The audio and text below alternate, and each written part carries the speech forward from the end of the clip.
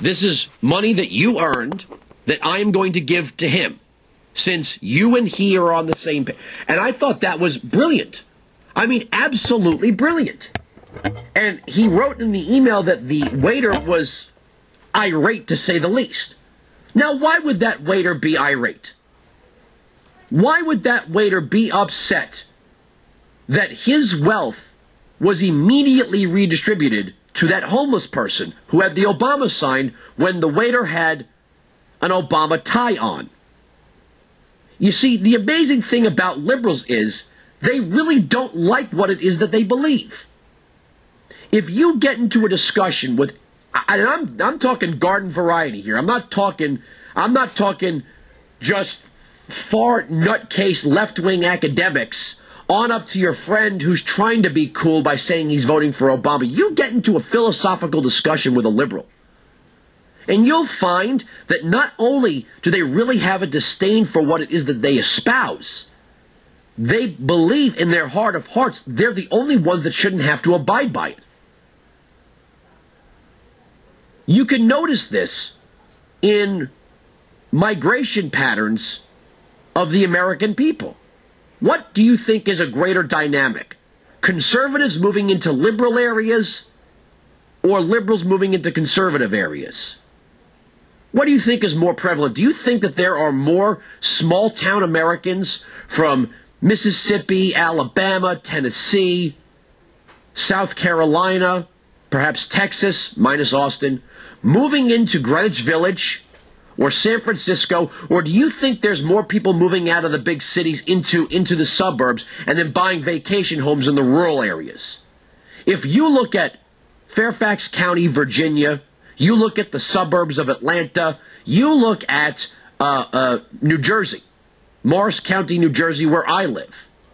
Morris County, New Jersey is a steadfast Republican county. And it was funny. I had this discussion with a woman who was once the mayor of the small town that I moved to.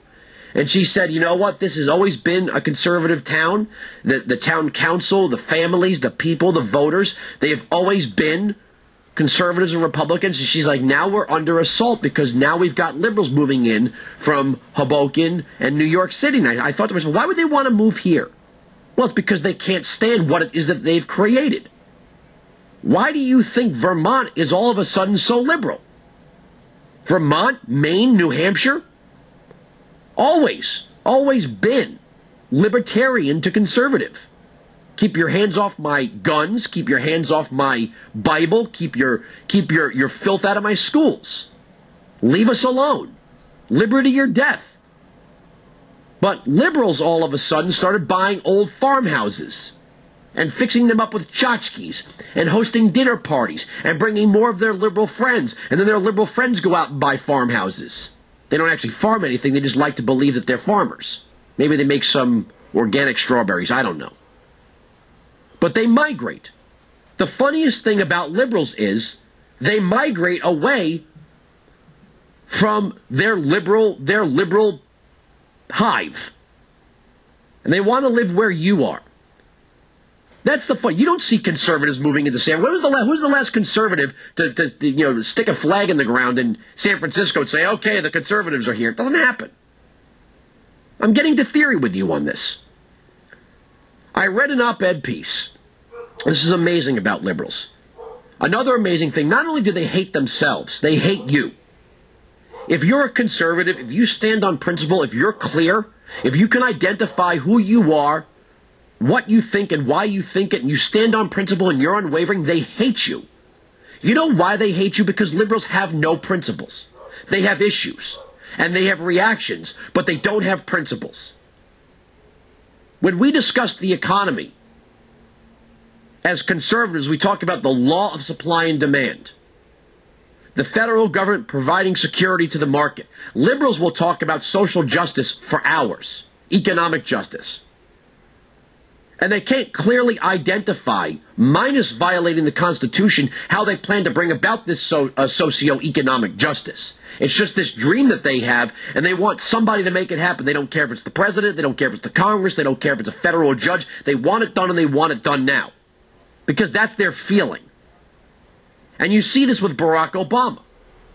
You listen to Barack Obama talk about capital investment, return on investment, capital gains taxes, wealth redistribution, the growing of capital, the growing of wealth, why someone hires someone else, why somebody or some entity places a manufacturing plant here, there, or anywhere.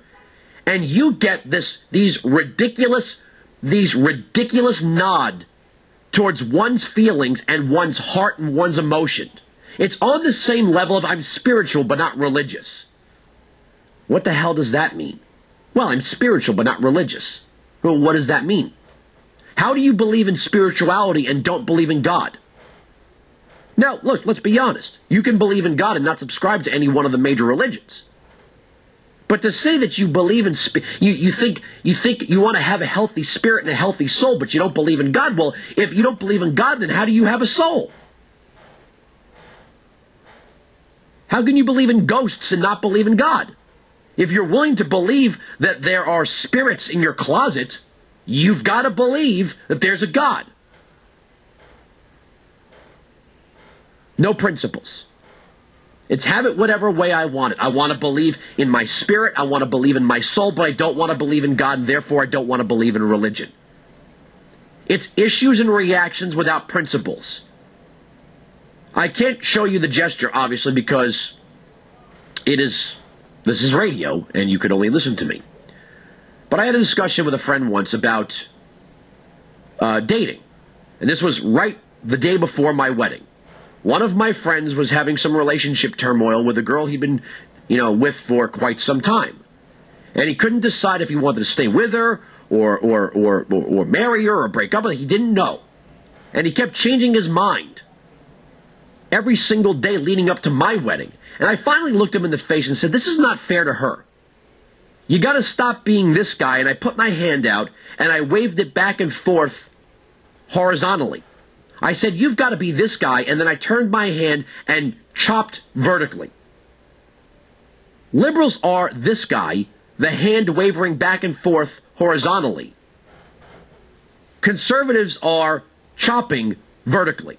Straight ahead, forward thinking, forward motion. None of this wavering, I'll have a reaction when I'm presented. I know it. You know what? I know how I'm going to react to a particular situation because I have core principles. And I'm putting my hand out when I do that. I'm sticking my thumb up and extending my fingers outward and pointing, almost like a shark fin. I have core principles. You have core principles. Conservatives have core principles. Let me conjugate. We have core principles. We know how we're going to react to the majority of situations we're presented with because we have intact principles. These are things that liberals and Democrats do not have. 1-866-95-PATRIOT, 1-866-95